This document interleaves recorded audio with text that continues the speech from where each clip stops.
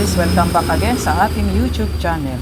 So for today's video ay magluluto tayo ng ginisang mais. Kaya ito guys, meron tayo ditong mais na 3 piraso. Ito ay ating yayas-yasin.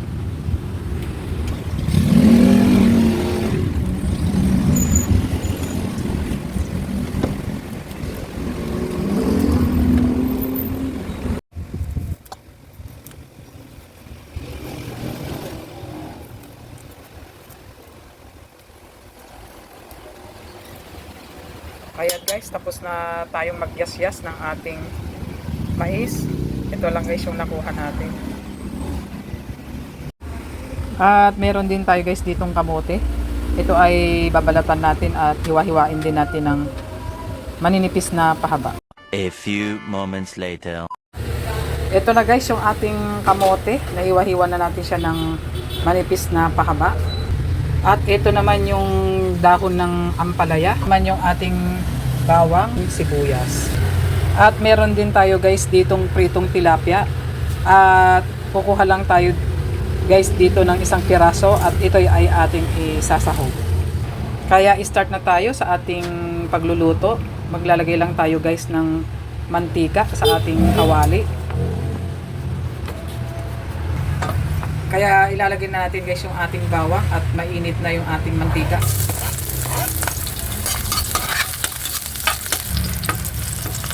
Ilalagay na rin natin guys yung ating sibuyas.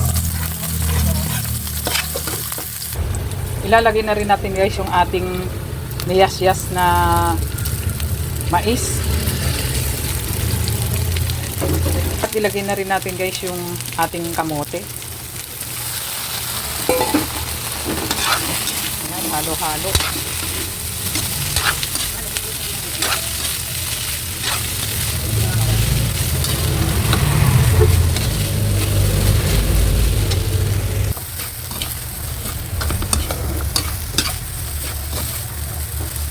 Ayan guys, lagyan na natin ng patis.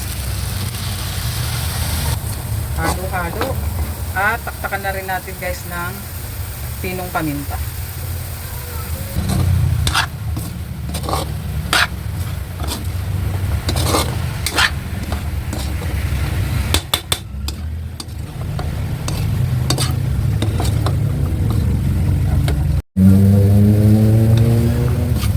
Maglalagay na tayo guys ng ating tubig na pangsabaw. Hot water guys kung inilagay natin para mabilis kumulo. At maglalagay din tayo guys ng pork cubes. Atin munang tatakpan guys at antayin natin siyang kumulo. Update guys sa ating niluluto. Halu-haluin lang natin guys. At kumunti yung kanyang sabaw. Magdadagdag lang tayo guys ng tubig na ating pangsabaw. At ilalagay na rin natin pritong isda. Takpan ulit natin. Update guys ulit sa ating niluluto. Ayan guys, haluan na. Haluin lang natin guys para hindi dumikit sa ilalim. Itong ating mga kamote at mais guys ay luto na. Kaya ilalagay na natin yung ating dahon ng ampalaya.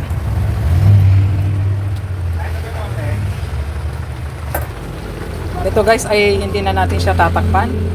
At seconds lang to guys ay luto na.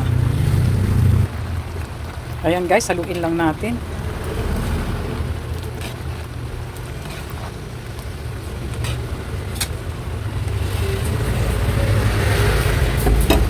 Ayan na nga guys, it's done na ang ating ginisang mais.